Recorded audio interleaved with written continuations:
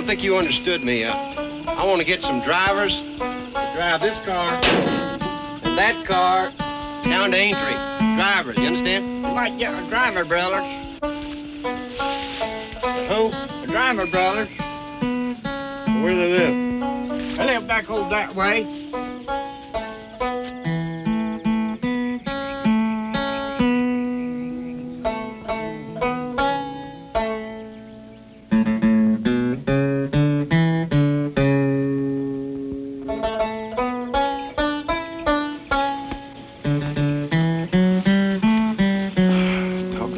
Genetic deficiencies.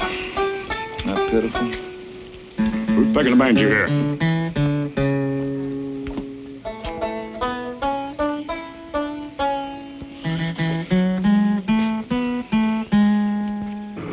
I get as tedious about that as a black would of watching a bunch of people painted up like blacks. You know, it makes about that much sense to me. And it makes me mad a lot of times. You all ready to start? Yeah! They got it. Start them out, Jeff. Well, I'll tell you a little story about, I'd say 75 to 100 years ago. There was no woman lived up here on Big Laurel. You know where that is? Yeah. And she had 3 girls. Paul. Bets. And Mutt's name. If it's some little kid who's afraid to speak up in class because he's afraid or she's afraid the teacher will laugh at him because of the way they talk. And I think that's one thing with our work with storytelling going into the schools is it frees them in a way. Nobody knows when I'm lonely. Nobody knows when I'm blue. Nobody knows when I'm happy. Nobody knows that I'm good. Nobody knows that I love everyone. Nobody knows that I'm fine. Nobody ever gets in my way, 'cause nobody's on my mind. In there and grabs her and says, "Now!"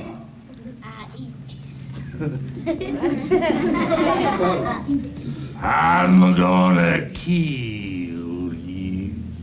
How you gonna kill me?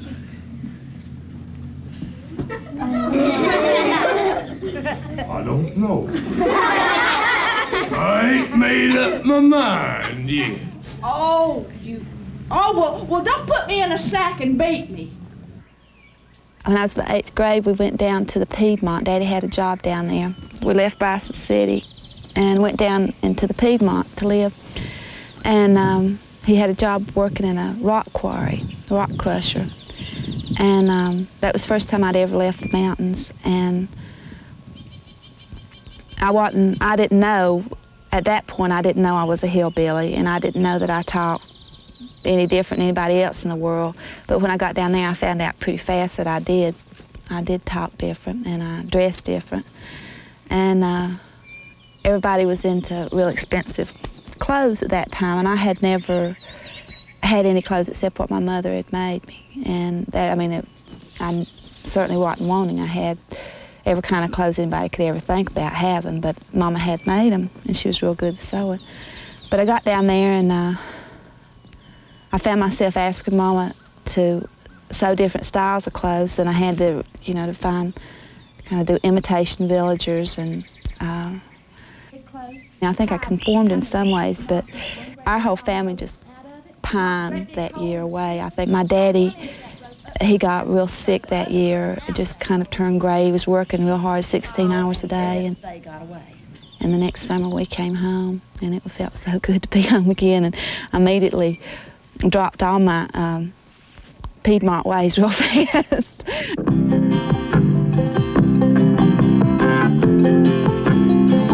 Just a good old boy, the Dukes of Hazzard, never meaning no harm. Beats all you never saw, been in trouble with the law since the day they was born. the time that I became really kind of aware of it, that it really affected me, was when I was working up in Wisconsin at pea cannery. And the summers when I was in high school and early on in college, there was a lot of people up in there from the mountains in the South, Kentucky, North Carolina, Virginia, and Tennessee particularly. And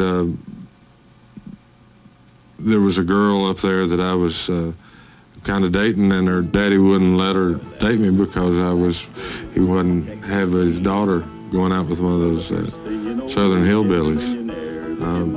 I think that was kind of the time that I was most acutely aware of it, thinking, well, that's not me. Swimming pools, movie stars. The Beverly Hillbillies. Prejudice has been taught so heavily, and so many jokes have been made about it. I think a lot of people don't even hear it anymore. They just repeat jokes that they've heard or comments that they've heard, and they don't even stop and think about what they're saying.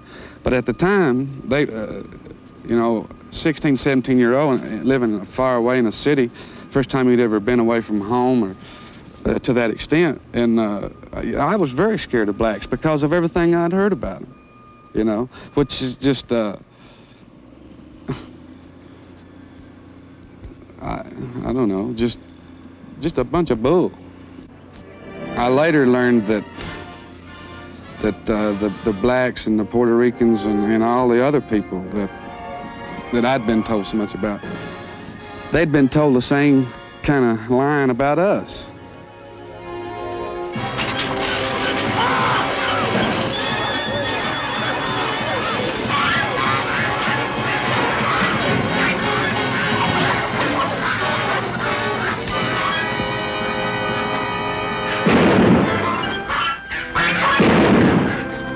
It's a typical day in Dogpatch, USA, where typical folks do things in a typical way. First we rub the sleep from our eyes, get our grub, then shoo away the flies. We spend what's negotiable, then we get sociable, sitting around swapping lies. Sit down, a voice behind me commanded. I wheeled to see its owner sucking malignantly on a Pepsi. He looked like a character from Deliverance. Short, powerful build, tight mouth, menacing mien. I was still calculating whether I could make it to the door when he broke into a big, snaggletooth grin. "How do, neighbor?" he nodded. "Won't you have a seat?" This is what year is this? 1980? June 1981. All of them had made whiskey. All of them, as they put it, had been lawed. And as a result, all of them, they also put it, had been penitentiaried. Skid row dives, opium parlors, and assorted other dens of iniquity collectively are as safe as Sunday school picnics compared with the joints taken over by clans of fighting, feuding Southern hillbillies and their shooting cousins. Whoopee. Good The Lord. mountaineers are high-strung and sensitive to criticism. That's the reason this stuff bothers us, you see, because we're high-strung and sensitive to criticism. Right. It's next to impossible for anyone to write much about these people without offending them, or else falling into sing-song repetition of the same old terms. In my opinion, they are worse than the coloreds, said a police captain. They are vicious and knife-happy. Speed. Take 4, Chicago policeman. In my opinion, they are worse than the colored. They are vicious and knife-happy. I can't say this publicly, but you'll never improve the neighborhood until you get rid of them.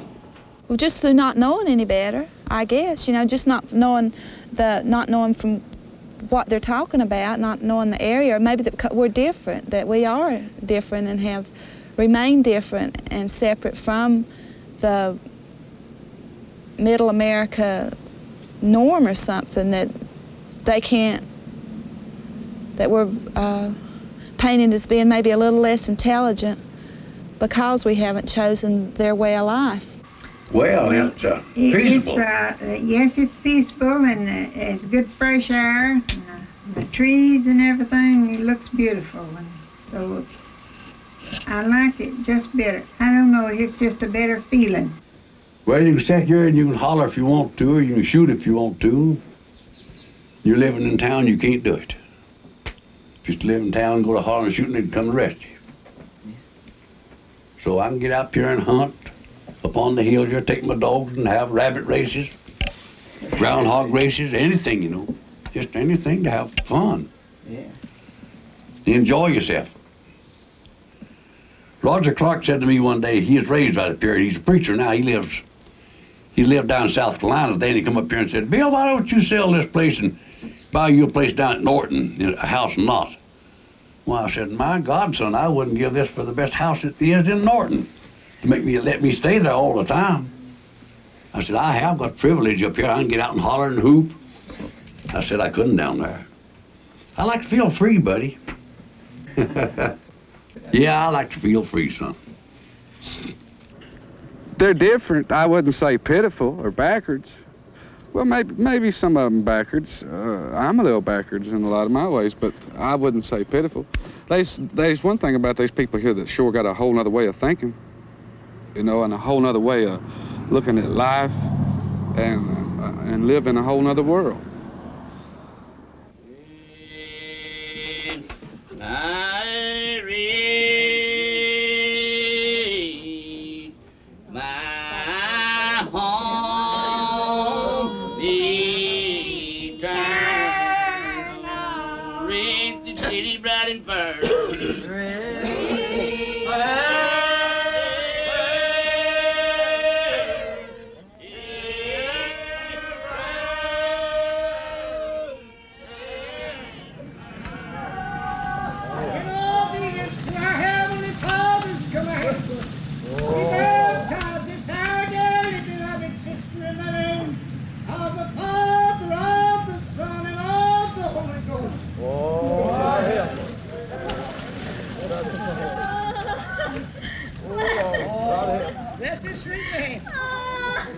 Where we are, we've not changed from the old ways, but a lot of them has changed. A lot of them's changed. You've got both here, really. You've got this, one of the most modern coal pieces of machinery that's ever been in anybody's mountains. And back up his holler, it's just, you know, mountain people that still raise a garden and don't depend on the store for everything. Going through all those books and magazines, papers, old films, and all that stuff, we see that there was just a whole lot of people saying all kinds of things about us as mountain people. And what they say about us really says a lot more about them. If they had a good attitude about modern life, then they thought that we were just awful for hanging on to traditions or having another lifestyle. The Appalachian mountain people at this day are no better than barbarians. They are the American counterpart of the latter-day white barbarian of the old world, the Rifi and Kurds and the Harry Anu. I claim his scalp. In the name of the law, I'll lift his scalp from his eyebrows to his shoulder blades. The Appalachian mountain people have taken the impress of the local Red Indians whom they have exterminated. The neo-barbarism of Appalachia may be traced back to the ruthless tradition of frontier warfare. Drunken rebel you are. But I'll be back and you'll pay for this. When people got over here and tried to live in America, you couldn't live in the wilderness like you could in Europe. And you had to learn to live with the Indians, learn how to live from the Indians in order to make it. So a lot of people that made it, or those that really opened it up, were the people that themselves became like the Indians, Indianized white men, so to speak. And all the Europeans and East Coast type people that looked down on that, their attitude was that it was barbarian.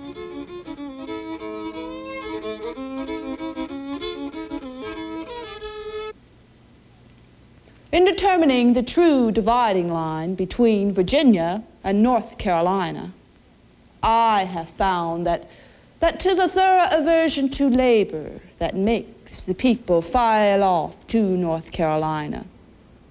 The men they are slothful in everything but the getting of children. In that instance only, they make themselves useful. Don't get much time for reading with 14 kids to take care of. 15, Anima. Oh, yeah. I keep forgetting about Benjamin. You know, Pa, I heard something new over the radio today. They call it hygiene. They say you can raise a better bunch of kids with it. Let them raise their own kids with it. We done all right without it. Well, I don't know, Pa. Of course, Tom turned out real good. There's a boy you can really call a self-made man. Yes, indeed. Like father, like son.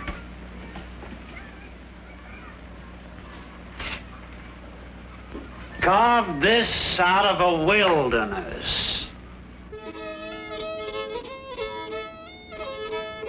They got out of the habit of paying homage to some high lord landlord. The pioneers on the frontier found themselves immediately in a classless society. There a lot of times would be nobody else but them. Wits became more important than manners. I'll tune up my fiddle and rose and my bow to make myself welcome wherever I go. Jagged diamonds, I know you from old. Of my four pockets of silver and gold. When you had English gentlemen or French gentlemen or someone coming in who manners were more important to than wits, you definitely had a clash. They are the most villainous breed of man I have ever come across. By and large, they are the scum of America. They are crude, lazy, inhospitable to an extreme. Nothing is more disgusting than the constant company of that sort of man. All in all, I do not believe such man exists anywhere in Europe.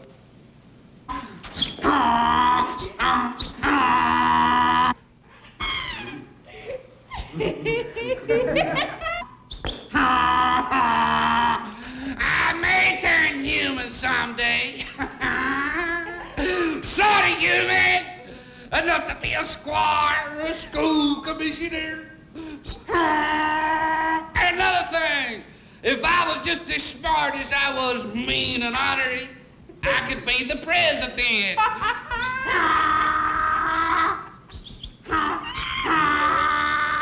It gives me pleasure to announce to Congress that the benevolent policy of the government in relation to the removal of the Indians beyond white settlements is approaching to happy consummation. The summer of 1838 found me a young man in the prime of life and a good soldier in the American Army. I saw the helpless Cherokees arrested, dragged from their homes, and driven at bayonet point to the stockades. Murder is murder, and somebody must answer.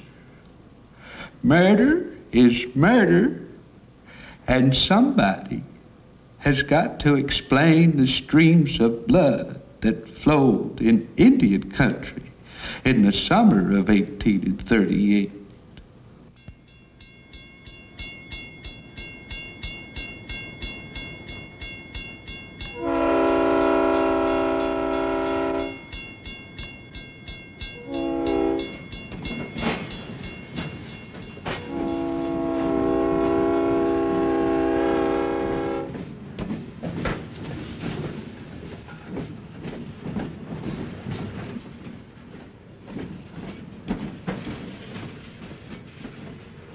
The people that stood in the way of progress were just going to have to be casualties.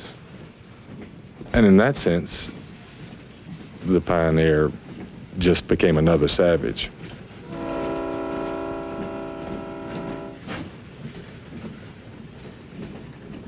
There was one time that all this written material about Appalachia just seemed to blossom, and that was in the 1890s, 1880s, 1900, about a 30-year period that English teachers call the local color writer period.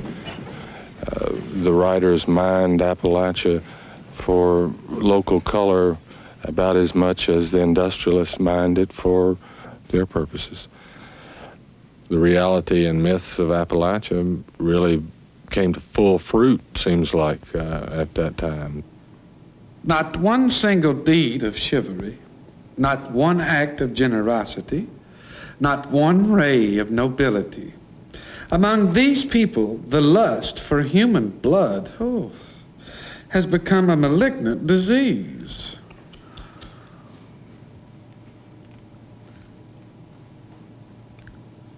I have no doubt that the abominable cookery of the region has much to do with the lawlessness.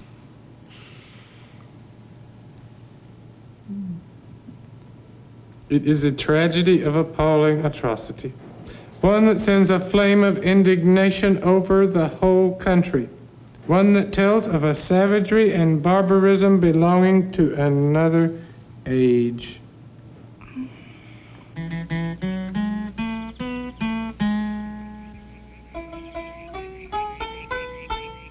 They looked for those things that were exotic and different. John Fox Jr.'s novels were the first million-seller novels in the country. My mother's favorite novel as she was growing up was Little Shepherd of Kingdom Come, which was one of these early local color novels. And when she first came up here from Texas in the 1920s, she definitely expected to find that sort of place and to find that sort of people. And she's got some great stories about when she rode the train up to Harlan, felt like it was coming to a different country, a different place. It was really wild. She always felt like that she didn't really belong here, that this was that wild country that people like John Fox Jr. had talked about, that there wasn't civilization here. But she was in love with my daddy, and I guess my daddy didn't kind of feel that way. So Mother always was very much wanted her children to be apart, separate from this place here. She couldn't get Daddy to leave. He'd leave for a while, but he was always back here. Wise County is where he really felt comfortable.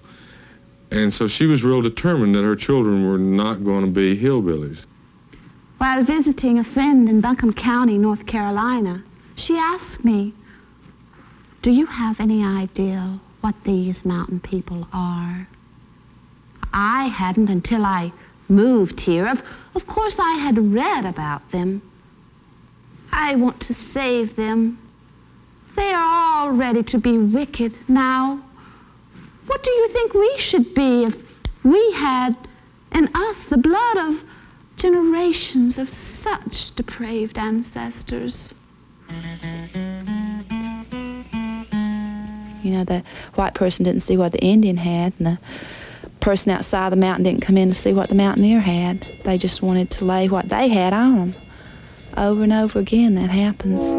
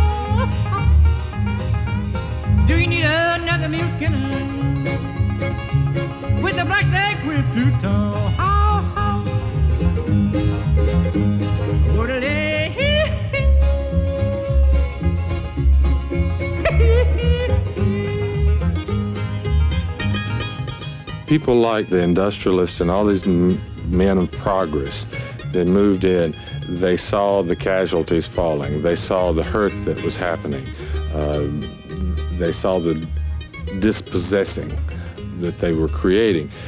They felt that they were right and that progress had to happen, so they had to find something to make them feel better. And they had to then look at the bad things that those people that they were dispossessing, what they considered the bad things, and to focus on those bad things in order to, well, to salvage their consciences. It became much easier to carry progress forward if you could say that the people that were getting hurt by progress were worthless people to begin with. Oh, I dreamed that the mines were burning out with fire. Every man was fighting for his life. And some had companions and they prayed out loud, oh God, please protect my darling wife. Daddy, please don't go down in that hole today, for my dreams do come true sometime, you know. Oh, don't leave me, Daddy, please don't go away. Something bad sure will happen, do not go. If I were a Carnegie or a Rockefeller seeking to improve the conditions of our poor mountain people, I would build them a cotton mill. A cotton mill to such as these would be a little short of a godsend. The little girl growing up amidst that awful condition of squalor, hunger, and vice, at a cotton mill where the law has not interfered to say that such a child shall not work, would become at once a wage earner, earning an amount equal to that offered her father or uncle for hoeing corn or plowing the whole day in the field. At a cotton mill, her worthless father and uncles would very shortly have to mend their ways or find themselves on a chain gang. And such a home as their shack in the woods would not be tolerated in a mill community. He was taking the popular belief that mountain people were worthless and using that to justify child labor and calling it progress. How can that be good? That's crazy.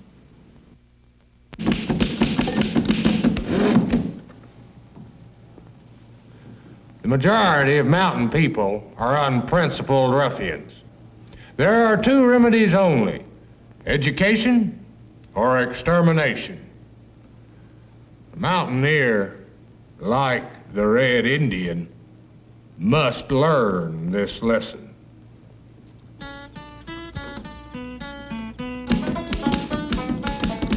You lived amongst the hillbillies? I was up to my neck in hillbillies. You know, you don't look like a hillbilly. Of course I don't. I'm of a different ilk, with a sense of the finer things. Why, young man, if you were to wander into their country, they'd probably shoot you as a revenuer. But I still hold nothing but tender memories from Monotony, for it was my home. I still have a fond picture in my mind of where the Blowers lived. As pretty a home as ever nestled in the hills of Tennessee. And Ma Blower, dear sweet soul, a delicate flower of mountain womanhood. And Sister Amantha, the quiet kind. Then there were the Blower men, each a bigger blower than the other. And Pa Blower, who had as many sons as hairs in his beard. Yes, sir, there was not a more active man in Tennessee. Gentlefolk, all of them.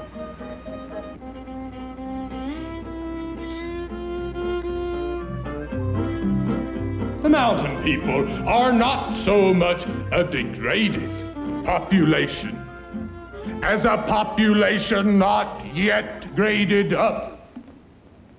Their speech glitters with Shakespearean English. They have transmitted by word of mouth old English ballads. It is not true to say that they are ignorant. Say rather they are unaware of the distinctive features of modern life. Think of them considerately, sympathetically, yea, even proudly, as our contemporary ancestors. The top of the ladder seemed to be the best ancestry to have was Anglo-Saxons.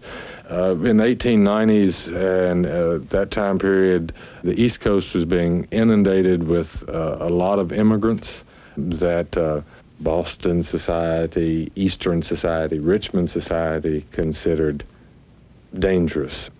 Frost saw in the mountains a people that somehow could reinvigorate America.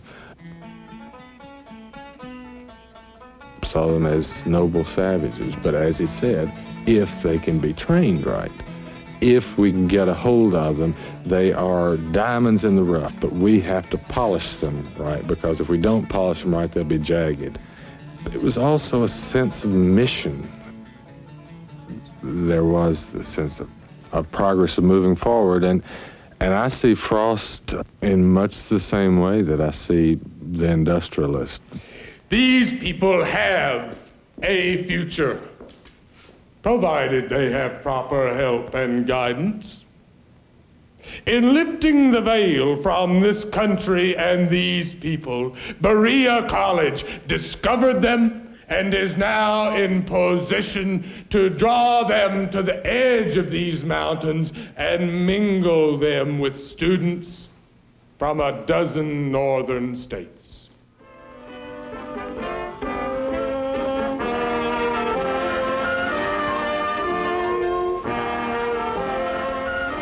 In May 1933, a new chapter was written in American public policy when the plan was brought before the representatives of the people in Congress.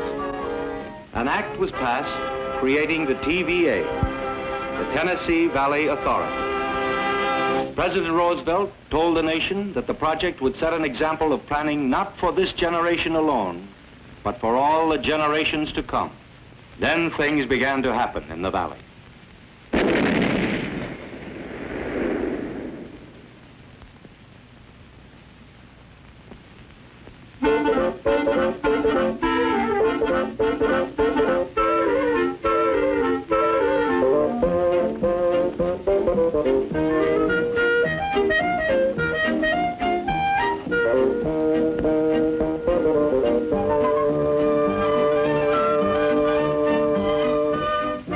Many of the valley people, the plan was an intrusion.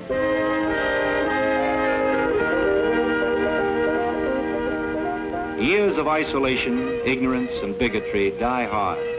They said, let the government men do things with machines over the mountain. None of our business. But youth was more inquisitive, and the pioneer spirit was still alive. Over the mountain was something new, big, exciting.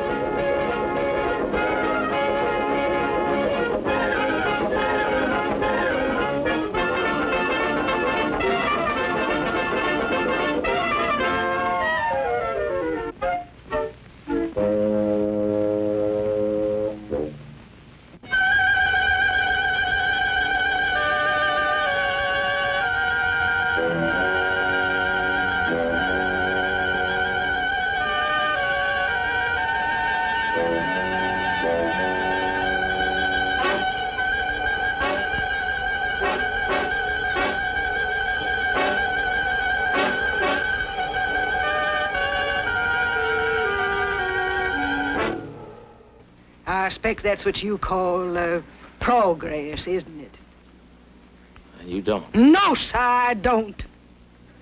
Taking away people's souls, putting electricity in place of them, ain't progress. Not the way I see it. We're not taking away people's souls, just the opposite. We're giving them a chance to have a soul. And it isn't just this dam, it's dam after dam after dam. We aim to tame this whole river. You do? Well, I like things running wild, like nature meant. There's already enough dams locking things up, taming them, making them go against their natural wants and needs. I'm agin dams of any kind.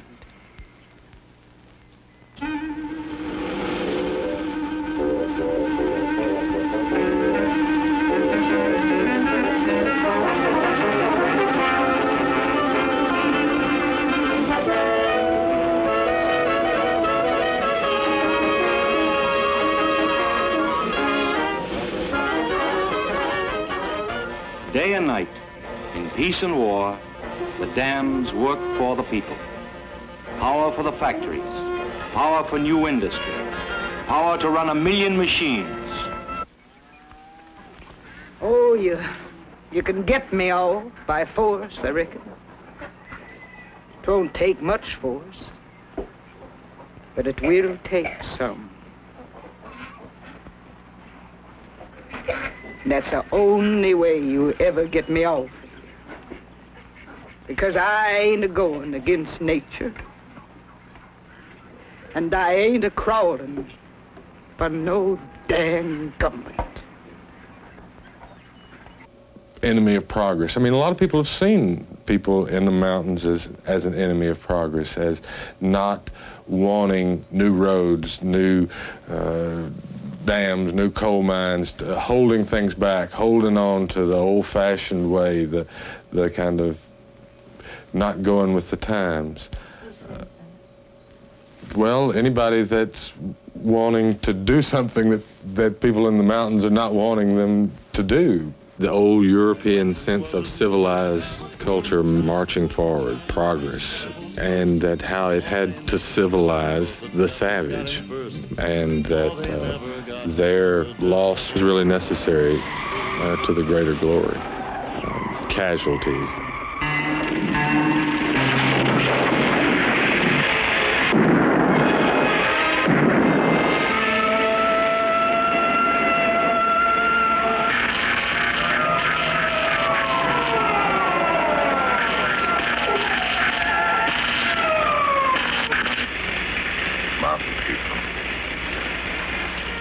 Wild-blooded, that's foolish. This is Walter Cronkite reporting. Last week, we visited an economic whirlwind, Houston, Texas, boomtown, USA. Today, we visit another part of America where bewilderment and despair gnaw unchecked at the foundations of an essentially optimistic society.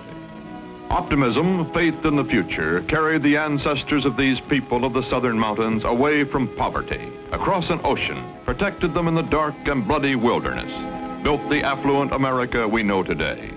Yet, these are Americans today, this week, now.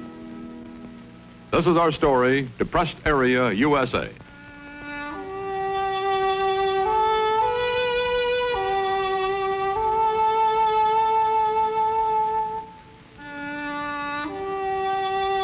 In the tight folds of the East Kentucky mountains, dead machines are strewn on the misty hills. Bought for $50, $100, old cars get people 30 miles to their job when there is work, 20 miles to the unemployment insurance office if there isn't. Here, machines die by the thousands and lie like beer cans where they fall.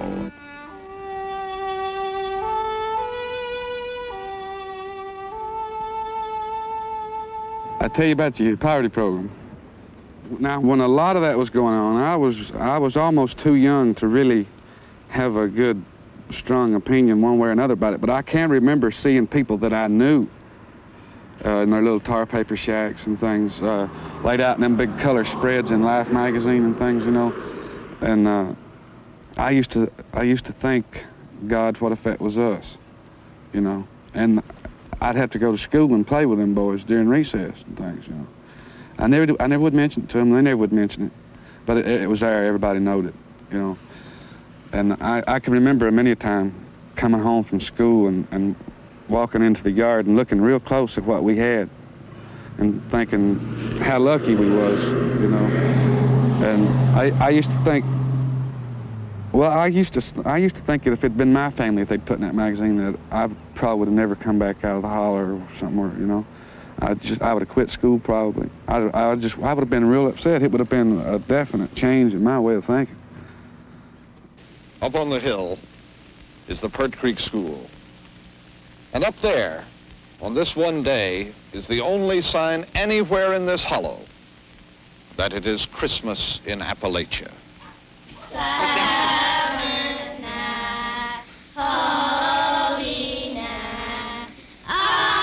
Christmas in Appalachia. A CBS News special report with Charles Carroll.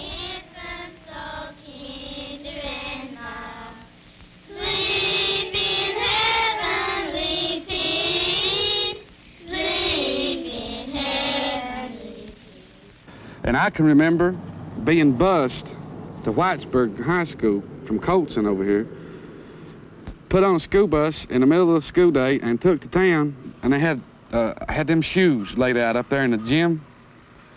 And everybody had to, I mean, there wasn't no question about it. Everybody went. That's just the way they run it, you know. It ain't gonna make no difference in none of you. So they just bust up classroom by classroom and took us all to town. And you pick out 2 pairs of shoes. And I'd never felt so little in my life. You know, and Daddy didn't like it a bit. And I could tell he was hurt by it, you know. When the baby who was born that night grew up to be a man, he went into the mountains. And the first words he said to his disciples there were, "Blessed are the poor, for theirs is the kingdom of heaven." It is a promise that will be cherished on the anniversary of his birth in these mountains by these poor. It is all they had. Mom always had a couple of cows, and we selling eggs, milk, and butter. Big garden, selling a lot of produce, and Daddy working in the mines. And we lived real good, you know, and shoes come first thing. Come school time, you know, school clothes and school shoes and things. And I never did wear them shoes. I wouldn't wear them.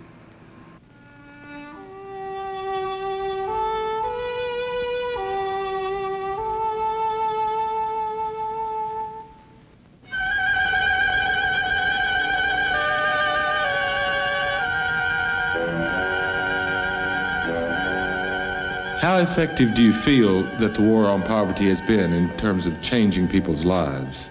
Well, Dick, the unexpressed realization of personal uselessness feeds on itself and breeds surrender, despair, alcoholism, drug abuse, and ultimately shiftlessness. In Central Appalachia, circumstances have combined to produce a pale-faced reservation as stultifying as any ever prepared by bungling federal bureaucrats for their red-skinned victims. The number one thing that has to be increased for the people in Appalachia is expectations.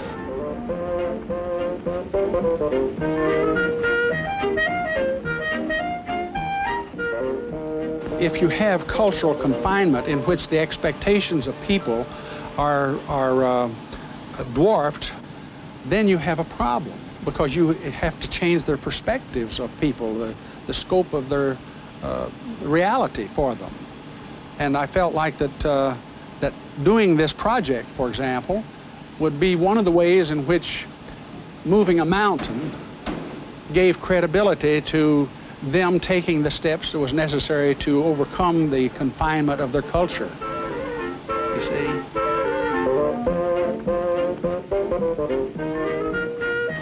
It seemed to be an adventure in trying to figure out how to get the river out of the town to stop the flooding, and to get the railroad out of town to stop the blighting influence on the town.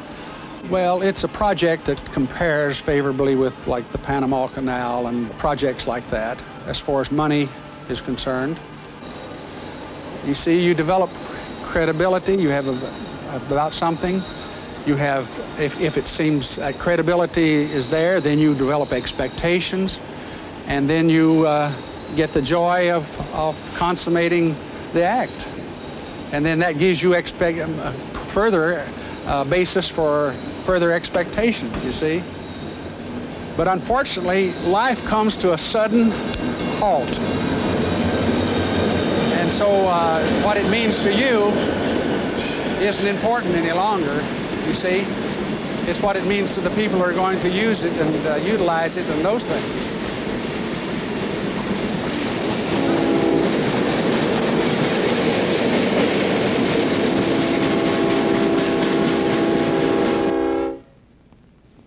Call it homemade save. Didn't have any name, only that. Well, my mother-in-law learned me just when I watched her make it. Then I got to making it myself, and that's been 64 years ago. And I've made it all along through my life. When I need it, I kept it all the time for the children when they was little. And there's a raising my children. That's what I use for their sores and their burns and things. It'd take 2 days now for me to make it, because I work some 2 days. But used to be, I could have done that in a half a day. Got the bark, scraped it, and made it. Because of Pikeville's geographic and economic base, we have the ability to be the cultural, economic, social center of Central Appalachia. The one area that we have already been able to establish that dominance is, of course, in the banking industry, which is the largest in Central Appalachia and the third largest in the entire state of Kentucky. We need to expand that dominance into other areas. For instance, we now are the major marketing center for heavy earth-moving equipment, bulldozers, heavy trucks. We're moving in the area of mine supply distribution centers. Is moving into the area, and we're beginning to get a strong position in that field. Have to have tree rosin, tree turpentine, and mutton's tallow, and lard, hog's lard, and all of these 4 barks and the buds off of the balm of Gilead. I don't remember ever having a doctor when I was growing up, ever taking any doctor medicine. And I ain't much since. I never have been in the hospital on just to go to visit. This is the mutton's tallow. I guess what you call it, that's what I always call it. Now I have to let this all melt before I put in the barks and things.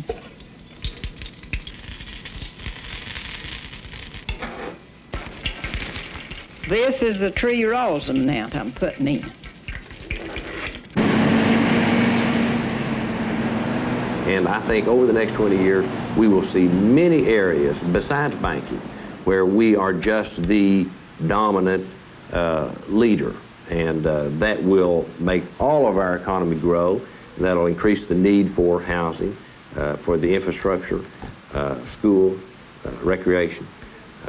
And with good leadership and a reasonable amount of help from the state and federal government, we can do that. We're confident.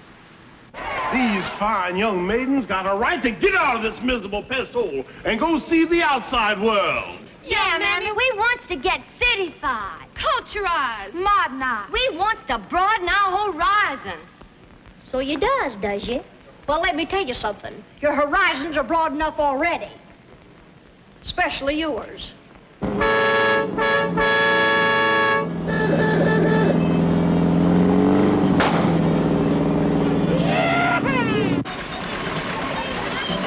You know, you've always heard the term Kentucky hillbilly.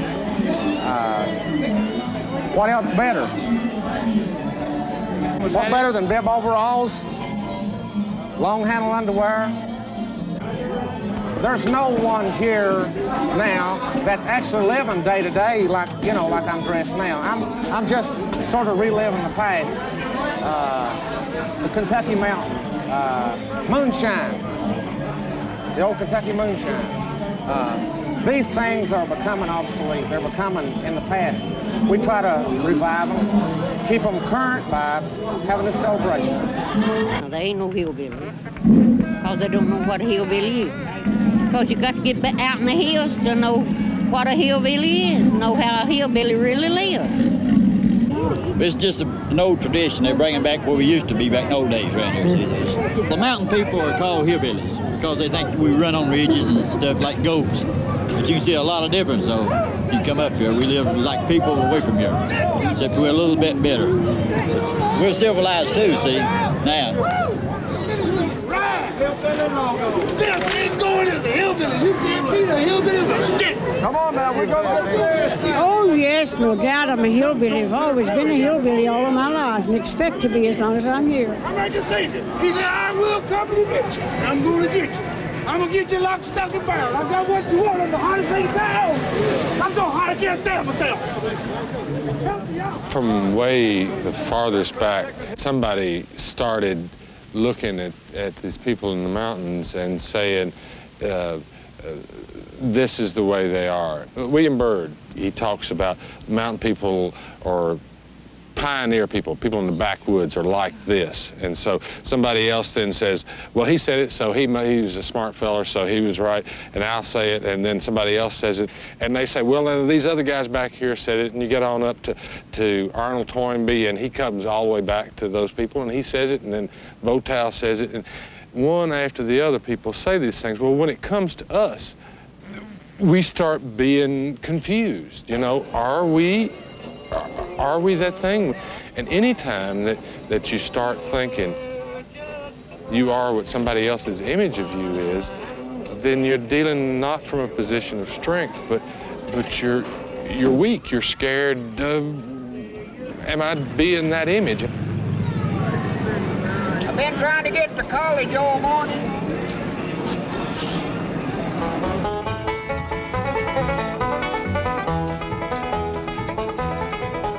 One time when I was on the stage, I found myself talking just like Ellie Mae Clampett. And it just like knocked me in, you know. I stopped and I just had to just stop and think, why am I doing this? You know, why am I talking like Ellie Mae Clampett? And the thing is I've watched Beverly Hillbillies for years and I've loved it, you know, and I've loved watching Ellie Mae and but that's not who I am, and I've never heard many people really talk like Ellie Mae in real life.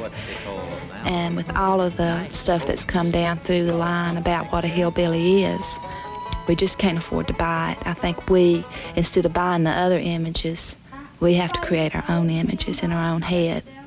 Like those little kids interpreting the image of the giant. You create your own images of who you are and of reality. You just have to stop and take a big breath and reevaluate everything, and sometimes the way I do that is just think of my grandmother, you know, and my grandmother's not Ellie Mae, and she's not Flo, and she's not Moonbeam McSwine, but she definitely is a mountain woman.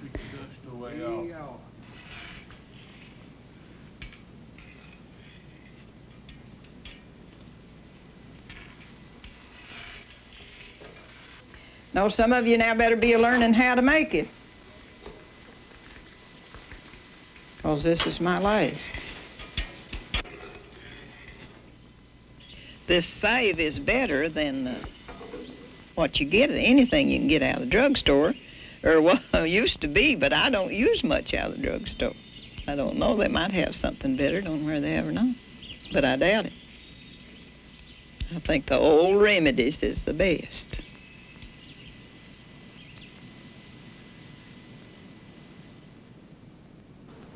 With all this machinery and everything else coming in on top of us, those of us that are going to try to live on here as mountain people and set yet another generation of mountain people to be here after us, then we need to get in line with the people that's managed to hang on already with all of this moving in on them. I'm talking about people like Ray and Etta and Nimrod, my mother, and just all these other good old mountain people that have figured out how to harness all of this, put it over here in one side, and then get another in line right beside of it and let it go right on down the track. It's just like Ray said, as long as they seed of us growing here, we'll always be here. And that's true. As long as there's a seed of mountain people in these mountains, there'll always be mountain people here. As long as there's seed of us here, that's us. That's the way I see it now. Whenever I'm dead, they teach I'm dead. But whenever I'm dead, the human being seed will have to be gone. Because if there are two left here, female and male, it just bears it back, just like this Galac. Now that's the Galac right there I pulled when I was a little boy. And people says that them's gone. That's the same Galac I pulled when I was a little boy. And the same Galac it was created.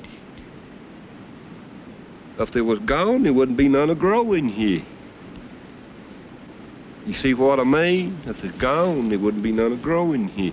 And that's the same Galac that I pulled and the people pulled it. Or ever since they've been here on Earth. That's the same Galac. But if the seed of them was gone, they'd be gone. There wouldn't be none. And I'll sing